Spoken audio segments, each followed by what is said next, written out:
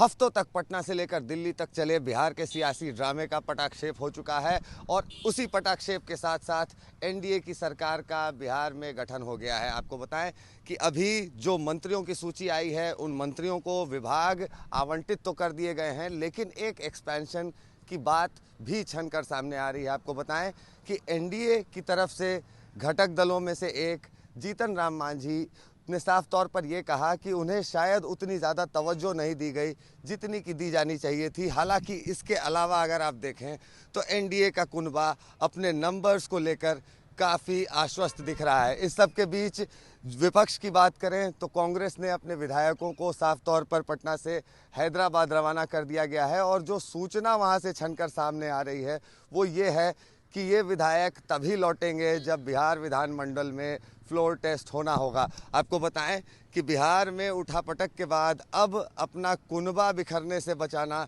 एक बड़ा सवाल हो गया है राजनीतिक दलों के लिए, और क्या विपक्ष और क्या सत्ता पक्ष सब लोग इस बात में जुट गए हैं कि आखिर अपने कुनबे को किस तरह से एकजुट रखा जाए, एक साथ रखा जाए। आपको बताएं कि जहां एक तरफ कांग्रेस के विधायक शहर से बाहर हैं, प्रदेश से बाहर हैं, वहीं दूसरी तरफ जनता दल यूनाइटेड ने अपने सभी विधायकों को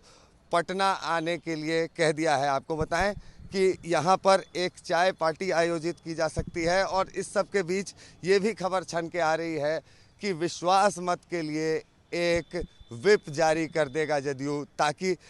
क्रॉस वोटिंग की समस्या से निजात पाई जा सके और ये तय कर लिया जा सके कि जितनी संख्या है भाजपा,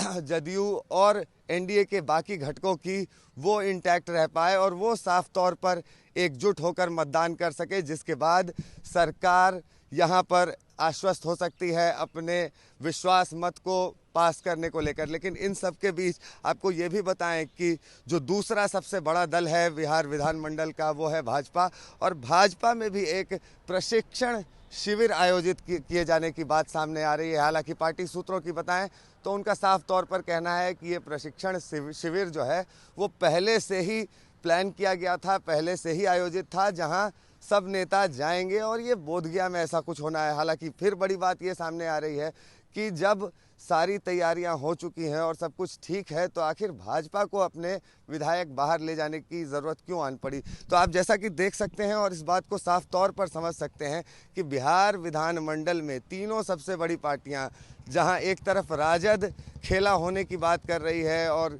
ये कह रही है कि कुछ भी हो सकता है, वहीं दूसरी तरफ जो दोनों बड़ी पार्टियां हैं जदयू और भाजपा, वो साफ तौर पर अपने कुनबे को बिखरने से बचाने की कोशिश में लगी है और साफ तौर पर अपने कुनबे को एकजुट रखना सबसे बड़ा सवाल है। वहीं दूसरी तरफ कांग्रेस के नेता खुद बिहार प्रदेश से बाहर हैं और बाहर होने के बाद भी उनका लौटना तभी तय किया गया है जब बिहार विधानमंडल में फ्लोर टेस्ट हो। तो आपको बताएं कि जहां एक तरफ सियासी उठापटक का अंत हो चुका है, वहीं दूसरी तरफ अब नंबर्स पे सबका ध्यान है और ये देखना है कि आखिर बिहार विधानमंडल में फ्लोर टेस्ट कैसे होता है। चूँकि जहाँ राजद की बात करें, राजद सबसे बड़ा दल है बिहार विधानमंडल में और उसका ही दावा है कि खेला हो सकता है, खेला होगा। तो देखना ये होगा कि आखिर किस तरह का खेल संभव है। चूँकि जहाँ तक एनडीए की बात करें तो घटक साफ तौर पर कह रहे हैं कि सिर्फ जदयू और भाजपा मिलकर ही मैजिक नंबर से पार हैं, उसके अलावा मांझी हैं, उसके अलावा निर्दलीय सुमित सिंह हैं। तो संख्या की कोई खास कमी नहीं होनी चाहिए एनडीए को, लेकिन जिस तरह का घटनाक्रम है और जिस तरह से पार्टियां डिफेंसिव स्टैंड लेते हुए अपने नेताओं को एकजुट रखने का प्रयास कर रही हैं, ये बात तो साफ है कि इस बार का फ्लोर टेस्ट कोई ऐसा वैसा फ्लोर टेस्ट नहीं होने वाला है और बल्कि इस फ्लोर टेस्ट पर काफ़ी कुछ निर्भर करेगा। कैमरा पर्सन उदय के साथ आदित्य वैभव, पटना, चुनाव आज तक।